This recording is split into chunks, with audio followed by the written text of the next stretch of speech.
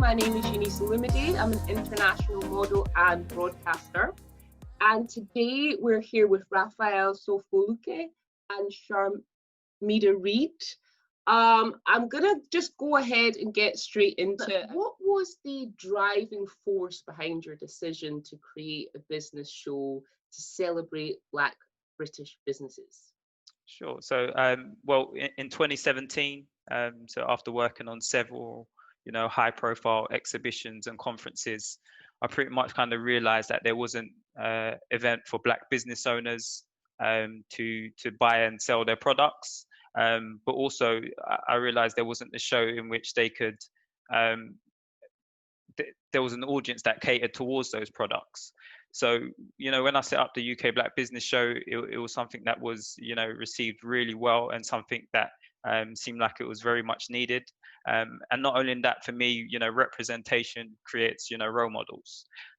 So not only did I wanted to connect Black business owners and professionals, but I wanted to create a platform where, attendees could come and be inspired by, leading Black entrepreneurs within the community. So, we created the event, and of course I went to a number of high quality exhibitions. So that was something I wanted to replicate for, Black professionals and Black business owners. Brilliant. And Sharmadean, can I ask you the same question? For me, it's really about giving a voice to people who don't normally have a platform. The beauty industry is incredibly fragmented, and it's always been so important to Black culture, not just because it makes you look good, but it's a form of autonomy over your body, where typically you might not have had it before. It's a form of connection with your community. I'm sure almost every Black girl has a memory of some family member doing their hair, and that intimate bond that's created. So for me, I just really, really cared about providing a platform to voices that weren't heard, connecting them with like-minded people. And, inadvertently through my career with WAH Nails, I discovered that beauty was a powerful vehicle to do that. That started that with WAH, with the nail salon, which was acted more like a community centre, and then carried it on with Beauty Stack, which hopefully will empower women all over the world to earn more money. So yeah. Fantastic. Now, Sharmadean, you've been widely hailed as someone who is kind of revolutionising the beauty industry through your savvy adaptation of technology. Was this a conscious decision or something that happened organically? I would say that I've always been into technology. I went to a really interestingly weird techie school that at the time, was just normal. Like for me, because I hadn't known any other school, right?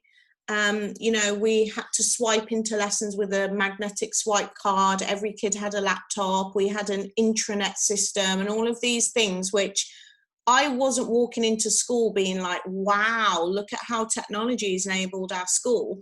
I walked into school thinking this is what school is. It's only when I went to other colleges and to my uni that I was like, oh my God, my school was really progressive. So I think that for me, it was less of a conscious decision and more of here's technology is what I use to facilitate my ideas, and this is my idea, and that was it.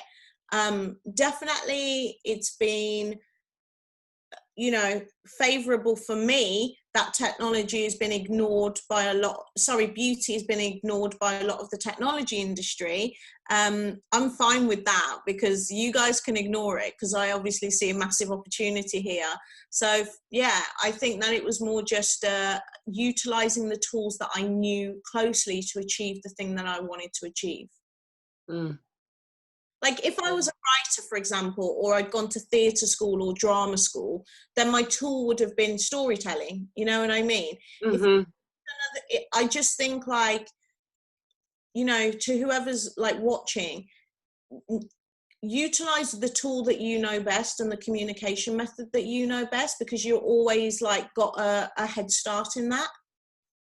Yeah, definitely. I suppose just on that point, Raphael, what are the kind of like, I like to call them roadblocks and hurdles, but was there anything that you came across during the course of your development that kind of made it difficult to set up your business?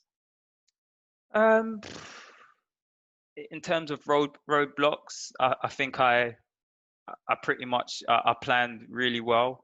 So I've done a lot of research.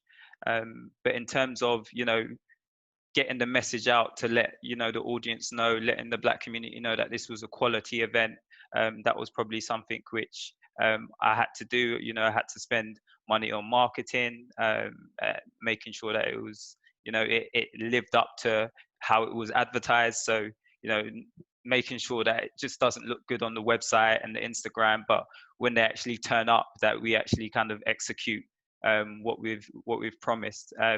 So I mean, initially, I think getting, you know, media partners as well, getting other people to support it. But as I've seen, as the years have, you know, gone by, some of those media partners who maybe didn't want to work with us, they've come back to us. So I think that was the main thing, just building the reputation as a business, as a, you know, as a strong business show, and that was probably the main roadblock at the beginning. Do you know what? I want to say something on that, right? When you said like people need to know that this is like a credible thing. Mm-hmm. I hate that we have to do that because it was a similar thing for me. On one hand, I hate it, but then on the other, it's what makes our levels like up here.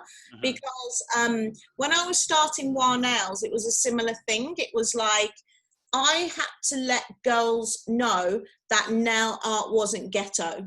Do you get what I mean? I had to make clear that I could make nails cool, and that the girls who were coming to the nail salon were like models, stylists, musicians, and then it wasn't like, you know, a random...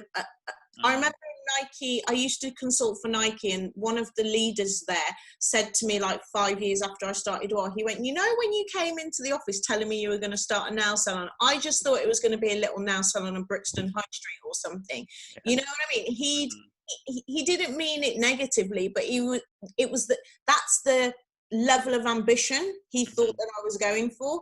So I had to essentially do all this extra labor to prove that this was like a cool thing.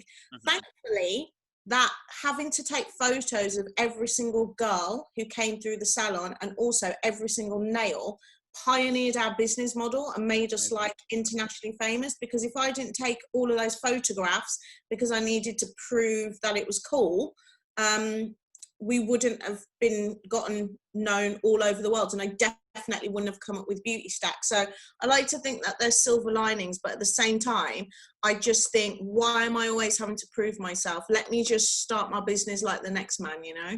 Yeah, no, definitely agree. And I was telling someone a funny story about even now, kind of 3 years on, we're going on to our 4th show in October, hopefully if everything's all right.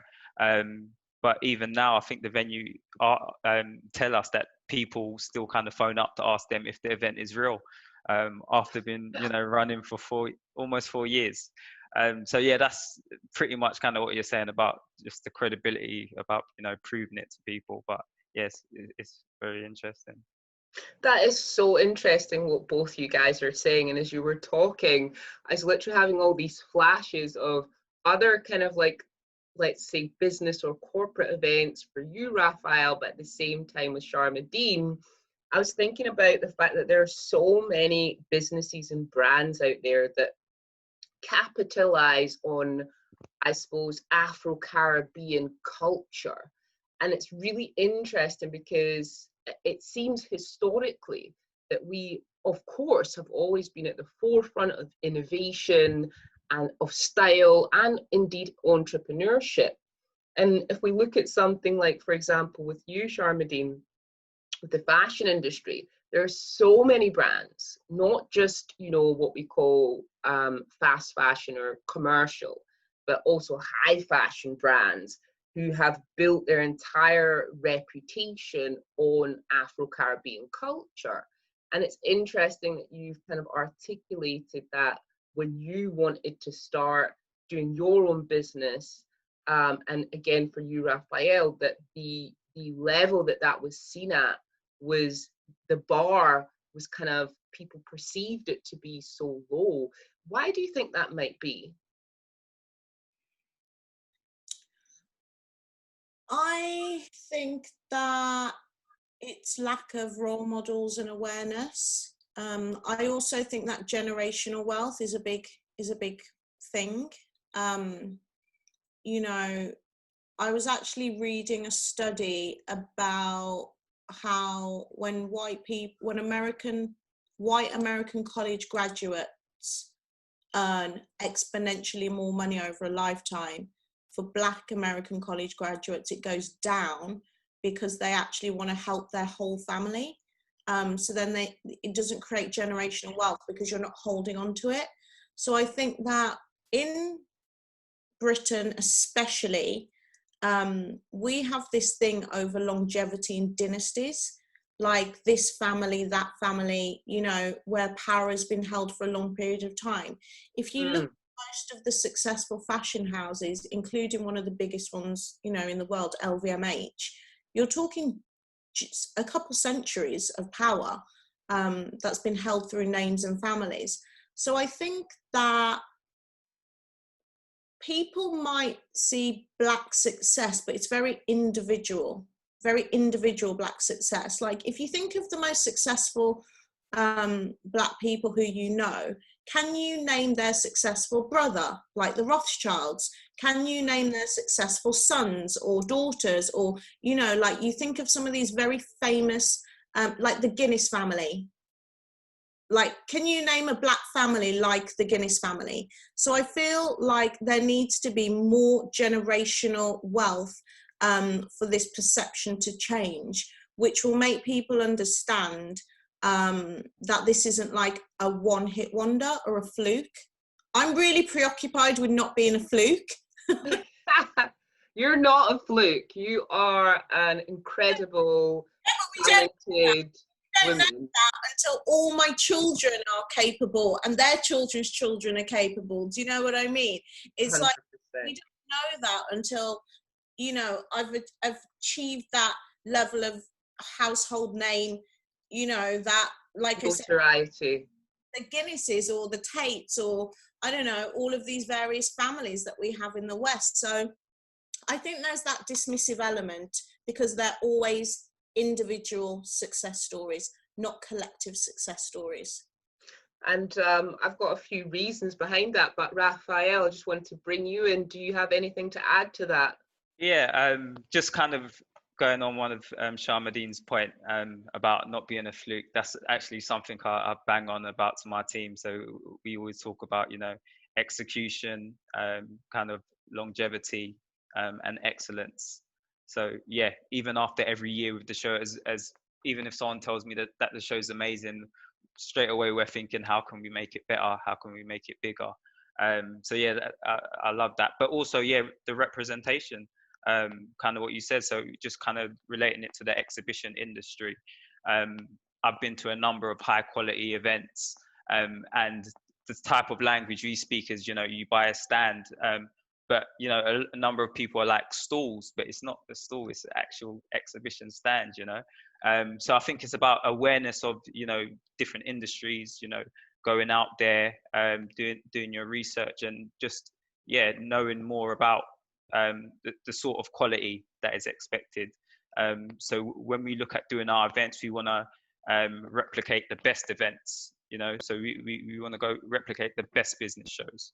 So that's where I was going to for my research. Fantastic. Yeah, I think that is so important. With anything, it is, I think, in a way, we potentially tend to overachieve because we're always trying to demonstrate and prove that we are actually valid and we're not in that space through some kind of tokenist gesture and that we've kind of earned it. So in a way, we probably actually go over and above what other people from different backgrounds, different ethnic backgrounds might actually do. Now, Sharmadean, many young women see you as something of an icon in the business world. Do you feel the world of business is one that's become more accessible, particularly to young women like yourself?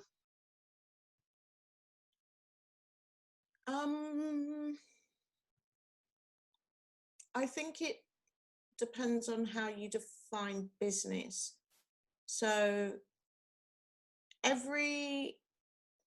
for every level of like success you achieve, or every gate that you unlock, you quickly find that there's another gate in front of you and another gate in front of you. So while I think that it's incredible that there is so much information online, in books, that's how I learnt, you know. I learnt through Googling and watching YouTube and podcasts on how to start a startup. That was my life. I read every book, how to start a startup. I think that's amazing that it's very democratic to get started. But then what I've realized, you know, particularly over the last like few months, there's a big realization of other hurdles that come in front of you, such as network, access to finance. You know, for example, I've said previously that because I've managed to raise, you know, money for my business, there's this perception that I've made it. But actually, just unlocking the finance doesn't mean anything unless you A, know what to spend it on, and B, have the right team around you. Because I don't come from a network of software engineers, finance, you know, none of my friends went to Goldman Sachs or did any of that jazz, McKinsey. When you don't have the network of talent, you then can't unlock the value of that capital. So like my investment, you know, which at the last round was 4 million, is not as effective as, you know, an ex-McKinsey who started a similar business who also has 4 million, because they come with a head start of being able to hire the right people, knowing how to analyze companies, knowing how to do growth marketing. Do you get what I'm saying? So 100%.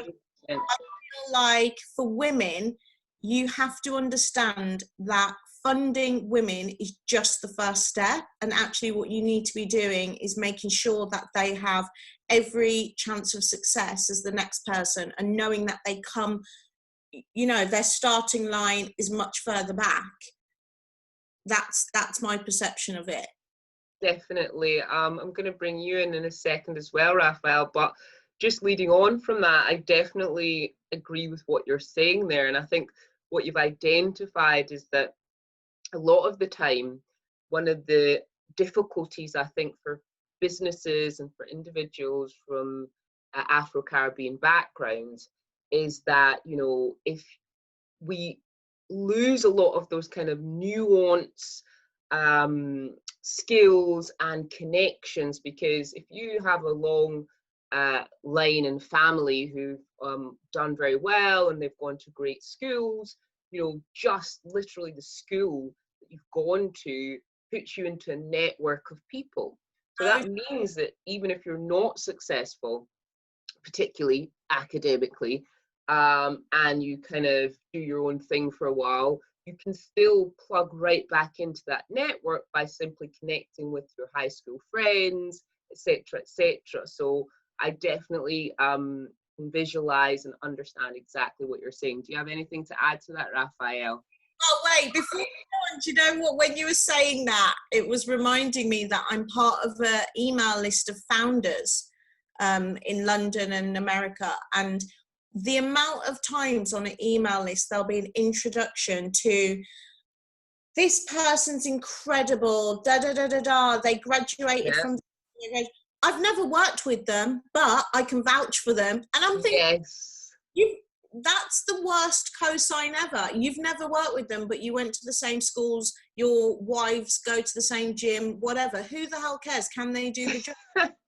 Feel like it's okay to share that connection because of the school, university, you know, banking company, whatever. I actually find that quite remarkable. And because I went to a random school in Shropshire, then I went to an art school at Central St Martin's, I don't have that network at all.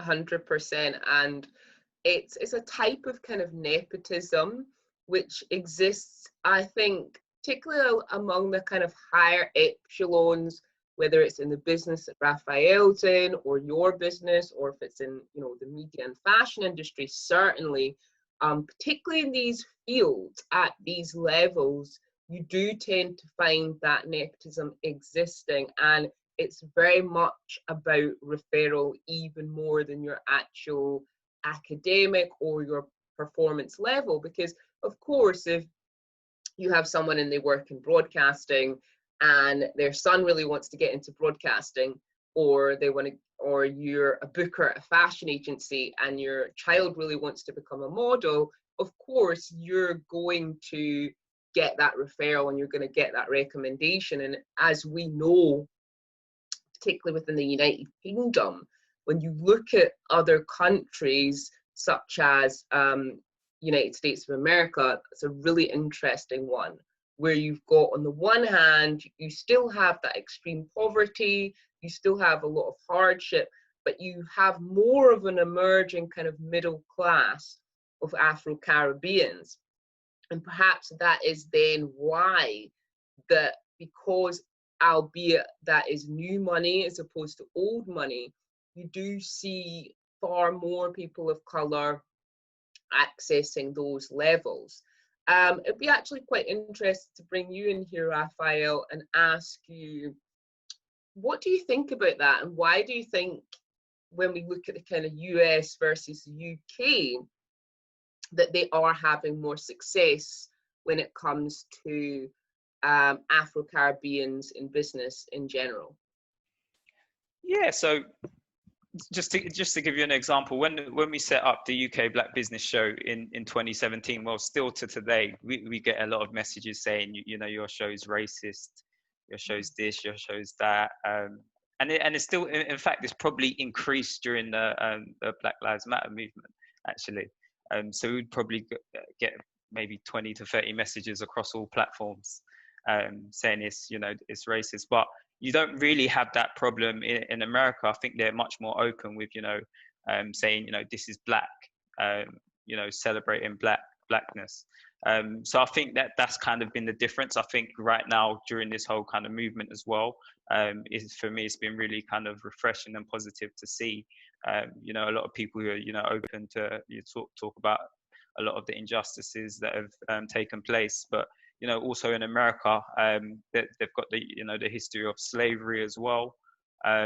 So yeah, I think there's kind of a huge difference between how it was in America between, you know, black-owned businesses. There's a lot more black-owned businesses in the US as well, and I think the businesses in the UK, there's a lot they kind of need in terms of like funding, the marketing, etc. But I think, yeah, they are ahead of us. But I do think there are some amazing, being the founder of the UK Black Business Show, I'm privileged to kind of see some of the amazing businesses out there which, you know, no one knows about, but they just need that extra funding or that bit more of marketing, or, you know. But I think over time we definitely will get there. That's actually, I think, what you've highlighted there, you've totally hit the nail on the head. I literally feel, particularly coming from a country like Scotland in the UK, that it's fascinating to me when I'm in England, because although the Afro-Caribbean population in Scotland is like literally 0.1%, not even up to that, it's far, far smaller. But I think it's something to do with the, how can we put it, the social norms in Scotland are much more less diplomatic, shall we call it, far less conservative in terms of how we communicate with each other. So if there's an issue or someone doesn't like someone or don't get on, you tell the person very directly. Whereas when I work in England, I tend to feel that that's slightly not as, it's not seen as good manners. It's actually much more reserved. It's not really seen as a good thing to tell people very directly if you have an issue with them. And I think that is potentially, when I look at the United States of America and I look at a country like Scotland, we're very direct people. So when there is an issue, we just say it out loud and we have that kind of argument. Whereas I feel when I'm in England, there's so much pressure. And if you do talk about certain issues, you kind of get made out to either be difficult to work with, or you have a chip on your shoulder, or you want some kind of special treatment, which is to me quite concerning because of the long history of Afro-Caribbeans being in England. And I do kind of feel like that contributes to a lot of the issues that we face in business, because you're kind of shunned if you want to talk about things. And as you said, I think that this recent public outcry against institutional racism against particularly Afro-Caribbean people couldn't have come soon enough. And I think it is very encouraging that we can now at least have those conversations without being made to feel like, you know, I did a TV show once called Question Time, and I referred to it as collective amnesia that we have here in the UK as opposed to in the US, where you could find people on normal everyday TV shows, daytime shows, and the topic of, you know, transatlantic slave trade might come up, and it's not, you know, a big thing. Whereas here in the UK, it's actually so shocking to the point where, obviously in 2018 to, you know, late 2019, we had, you know, mass deportation of British citizens. Like over 100 Afro-Caribbean people were deported back, which we refer to as the Windrush. And I just think that is so unbelievable that many people could be deported from our country illegally, and people don't see the issue with that. So I completely agree with what you were saying there as well. Raphael, do you feel that the recent happenings are going to lead to real meaningful change in our society? Yeah, well, just kind of, as I mentioned, I think it's really kind of refreshing to see people having, you know, the honest conversations about racism and injustice. We've seen recently, I think Facebook committed 300 million to Black-owned businesses and ethnic minority businesses. Facebook as well have committed around 550. No, so Facebook have committed around 300 million. PayPal committed around 500 million, and Google also have committed a considerable amount as well.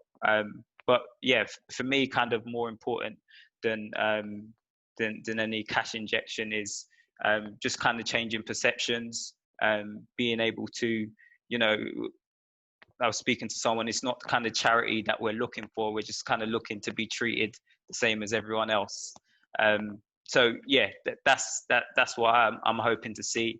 I'm hoping to see, you know, things change, whether it's at corporate level, business level.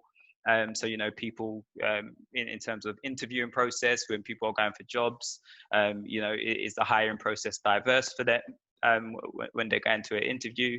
When they're going to an interview, are they going through 3 stages, and at each stage being interviewed by, you know, a white middle class, you know, male? Is that a diverse interview? You know, are the senior managers in the companies interested in diversity and inclusion? Do you have buy-in from them? So yeah, I'm much more kind of interested in changes, you know, corporate level, but also business levels for entrepreneurs, helping them, you know, get funding, giving them the same opportunities of some of our, you know, non-Black peers. Yes, and Sharmadean, I'd love to bring you in there just to get your thoughts on that. So my argument lately is that there needs to be more Black VCs.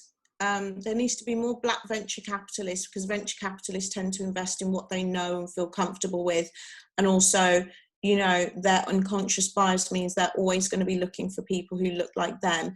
The hiring process and the interview process is completely broken because of this, because, you know, there have been so many studies that if you do blind CVs, people with names like ours would actually get through. But, you know, if they see names like ours on CVs, they don't often like pass the grades, so they don't even get in the room. I'd like to see more Black venture capitalists who will then invest in more Black founders, and Black founders will always, because this is how unconscious bias works, you'll always build a company in your image, right? So on a team level, it's very difficult to ask young founders to make teams diverse, because you need an undiverse team to move as fast as possible, because the communication element's clear. Does that make sense? Mm-hmm. So I advocate for diversity as high as possible, because the diversity will trickle down.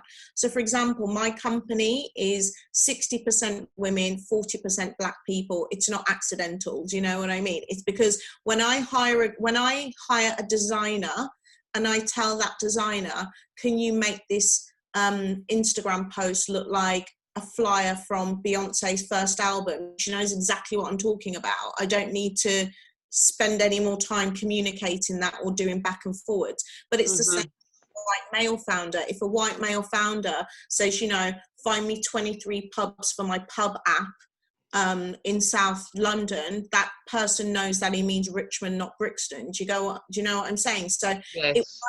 it works like in both ways. So, you know, I did a Wired talk about this. I think it's on YouTube, that my team, it will be the diversity in my team. I'm in danger, of building as an undiverse team as anybody else, because I'm over-index on Black women in my team. But because in the tech industry as a whole, there aren't many Black women in tech, it's actually good that I'm over-indexing on Black women in my firm. So yeah, I think that diversity needs to happen right at the top of the food chain, because hopefully it will trickle down. 100%. Anything to add on that, Raphael? Yeah, exactly. Just kind of what I was mentioning. You know, it starts with the top. It has to start with the top for it to trickle down. And the tech industry is probably one of the most underrepresented for you know, Black people, and especially women as well. So I launched the Black Tech Achievement Awards in February this year, which was sponsored by JP Morgan, Facebook, Goldman Sachs, and it was refreshing to see some of the amazing Black talent in the audience, some of the amazing, you know, Black women in tech as well. But yeah, pretty much kind of echoing what Sharmadean said. And it's great that you're kind of creating a team as well that, you know, reflects people, hire people that remind them of themselves at the end of the day. So, you know, I always think, you know, if it's a balance between yourself and someone else, then they're more likely to go for someone who, you know, they can get on with them, or not get on, but they, you know, they have similar personality traits to them or activities outside of work. So yeah, it's good to have, you know, I think getting more Black VCs, more Black founders, CEOs to be able to, you know, hire people from diverse backgrounds. Yeah, totally. As you were talking, I was kind of thinking about how to simplify that in layman's terms, and it's kind of like you go on holiday and you're in a foreign country and you hear someone with an English accent, you're naturally going to be drawn towards somebody that sounds like you, and you're naturally going to want to talk to them in the sea of people who, and it's not even anything personal, it's not anything negative, it's not even it's definitely not even necessarily consciously racist or discriminatory. It's literally just about comfortability. So yeah, I 100% agree with that. I am feeling completely inspired by you guys. I think you're absolutely amazing. I'm so impressed by what you're doing and your level of understanding of not only the industry, but also general kind of social anthropology and the way that we can kind of move forward. If we've got time, I will go back to something that Sharmadean said that I thought was absolutely amazing. But before I do that, I wanted to ask you, if there's any particular bits of wisdom you received early on that have helped you to navigate your careers ever since, and we'll go to Sharmadean for that. I would say that a big bit of wisdom was to get out of the weeds. You know, I'm really lucky in that I can have ideas, but also I'm quite good at actually executing them. But sometimes it means that I don't have time and space to have more ideas, and then that's not helpful to anybody. So what I'm trying to do on a daily basis is to really, really empower the team around me to, you know, do their best work and to create space for me to have thought on what I think the future's going to be like. So yeah, get out of the weeds is a big thing for me. Raphael? For me, a few things. I think one of the things I learned early on is basically, execution is better than creation. So many people come up with amazing ideas, but only a few can execute and make it look amazing. Also, you know, you're only as good as your last sale. When I was working in like the sales industry, you get a sale, but then you can't kind of rest on that because you still need to make more, you know. So it's about, you know, celebrating those achievements, but then moving on to the next one. And yeah, just thinking of, you know, what does your, you know, your end goal look like, I think. So maybe thinking in 10, 20 years time, what does the UK Black Business Show or the Black Tech Achievement Awards look like to me if it's a huge success? And then working back from there and putting, you know, little goals in place to try and achieve that. 100%. I totally agree with that. I'm definitely somebody who, if I start something, it's imperative to me to finish it and to execute it. And I think that as a bit of advice to those who are listening and who are watching, I will definitely try to make time at the end as well for some questions. Do not worry. I can see you all. But I think that is such a constructive piece of advice, which is to always finish what you start, because it sends a message to people that you're committed, you're reliable. And again, as Sharmadean said as well, taking that time to kind of step back and, you know, it's so easy when you are an entrepreneur, especially in the way that both of you guys are. You've probably had to do so much work by yourself, and then you find yourself in this situation where you've now got a team. And this team is, you know, a team you've built.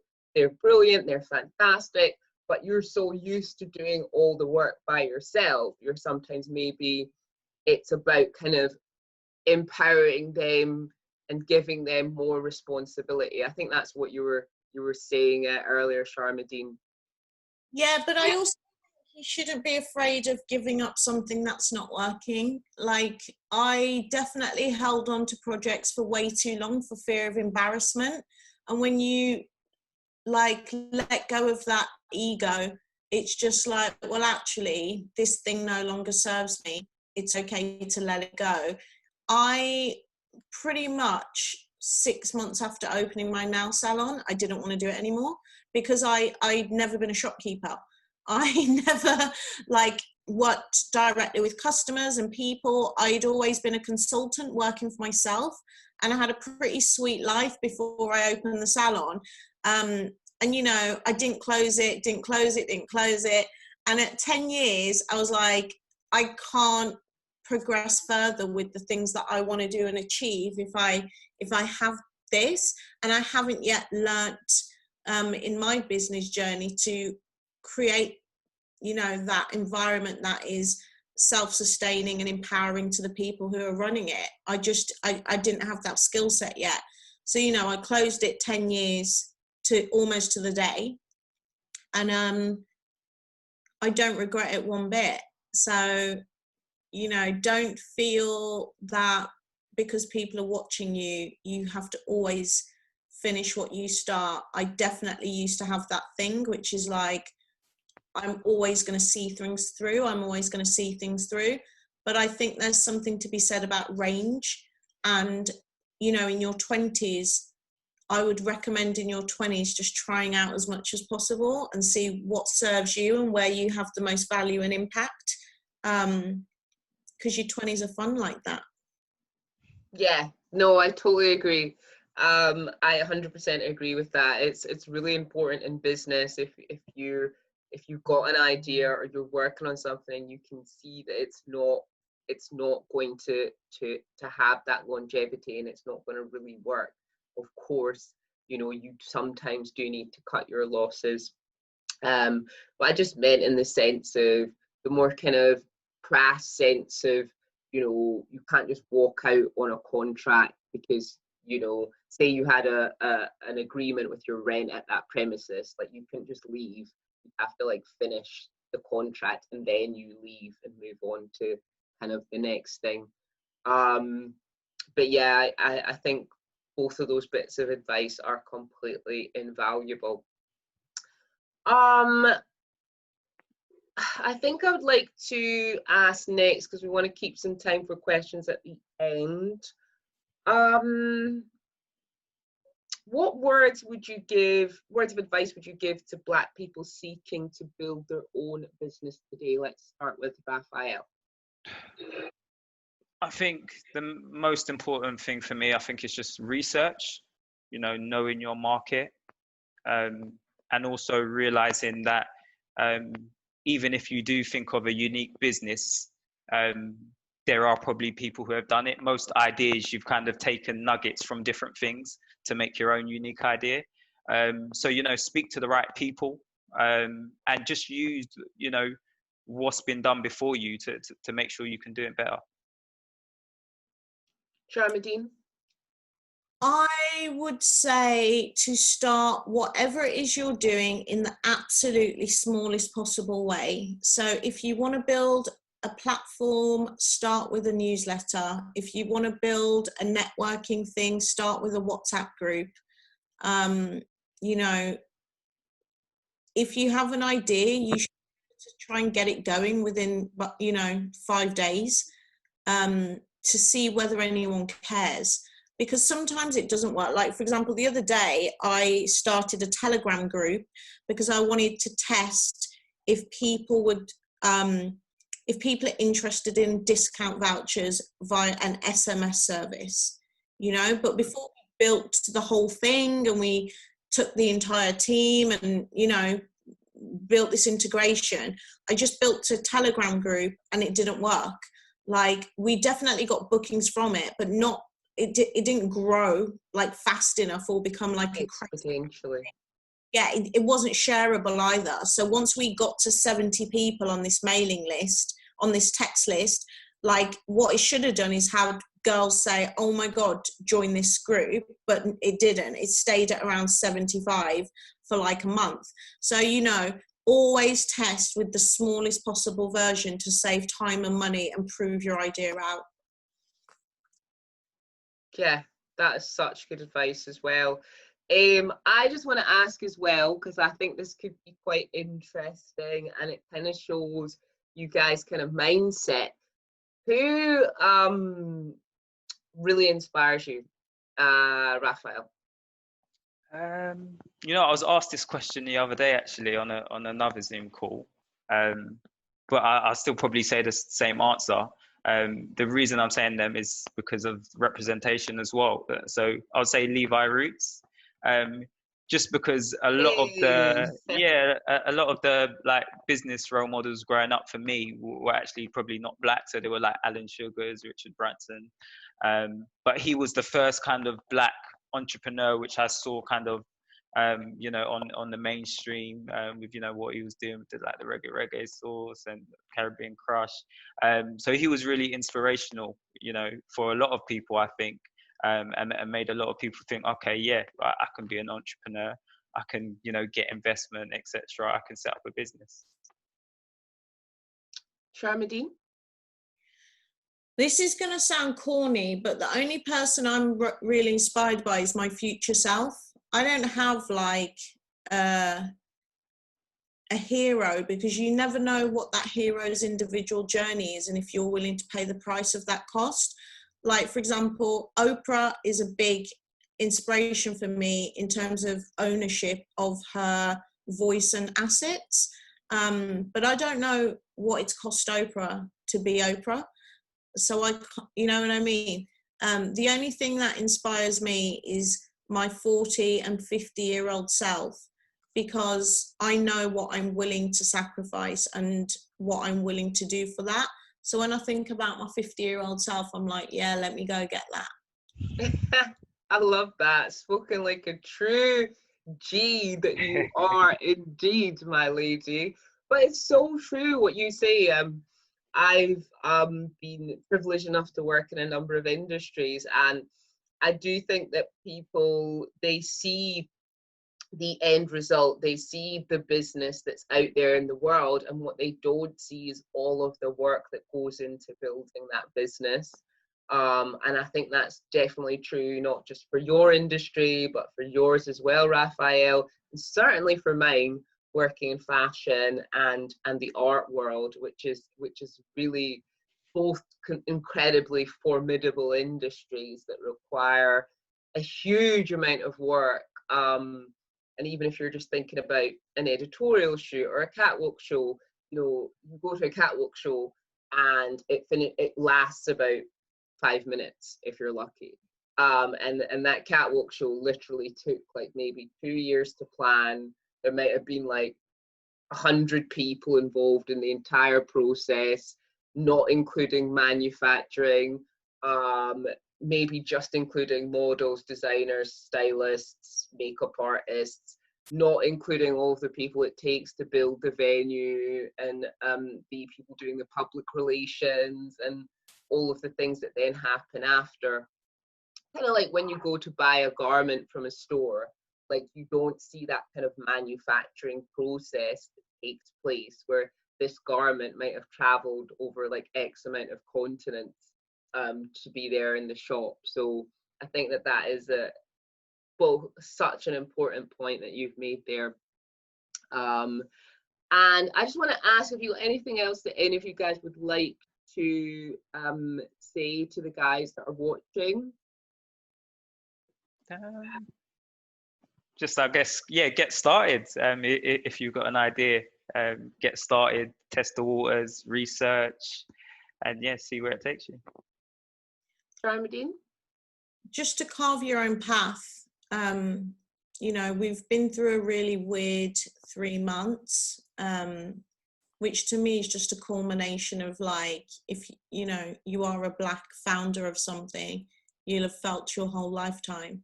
So, you know, be patient with yourself and kind to yourself, and know that, you know, you can carve your own path and your own journey in the way that you want. Beautiful. Absolutely amazing. Now you guys are going to be really happy to know I'm just going to take a couple of questions. So one of our questions that's coming in is, do you guys have any top tips for organizations who want to look at their culture, discuss their success or challenges with equality, and come up with a plan to address their challenges? Waiting for top-down change in white male-dominated boardrooms could extend the journey, so we'll need collaboration. So I think just the first part of that, which is discuss any challenges. Yeah, I think for organizations that want to look at their culture, first of all, what are they doing to source, you know, Black talent or BAME talent? You have to kind of think creative. Are you thinking out of the box? Are you, attending diverse shows? Are you going to women in tech shows? Are you going to UK Black Business Show? Or are you using just the same recruiters for every single for job? So it's about being creative with how you source, your talent. And also, authentically, positioning your brand as a diverse and inclusive workforce. So not, just getting, the token Black guy or token Asian guy to do campaigns, but actually genuinely making sure that your company is a place where, different people from different groups feel comfortable working. So yeah, those are probably my main tips. Sharmadean? I don't actually have anything to add because I think that's accurate. It's like you can't go to the same places, hire the same people and expect anything to change. 100%. I think I would add to that, kind of following on from what Raphael said, that I was writing about this topic recently, and I think one of the other big issues that a lot of organizations have, it could be, in my industry or many other industries, is a lot of companies use like a PR, so someone that does public relations, and they'll hire someone to tell some people about their brand, or they'll hire someone to invite people to their fashion show or to their art exhibition.